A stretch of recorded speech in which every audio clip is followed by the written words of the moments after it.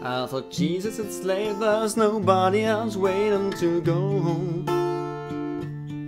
When I got from behind, asked if I wouldn't mind if she made a quick call on my phone.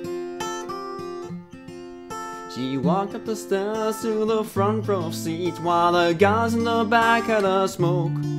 I sat just behind her, wrote on the glass. She played with her hair as she spoke. Finished her call, she turned to face me and left my phone back in my shirt. I went along with the game, I asked her name. She stood up and straightened her skirt. She said, I've seen you before outside Liberty Hall at the old bus stop at Eden Quay.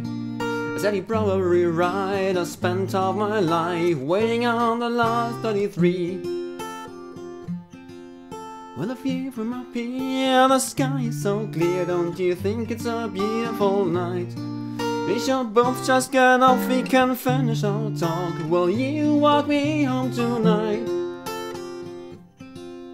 I smiled and I paused until she looked away, and I fell in love with her plan. But as the words left my mouth, I felt like a fool. I would if I could, but I can't. Don't look so worried, I knew you'd say that. I just wanted to tease you, my friend. Here, take my number, this is my stop. I'm sure that I'll see you again.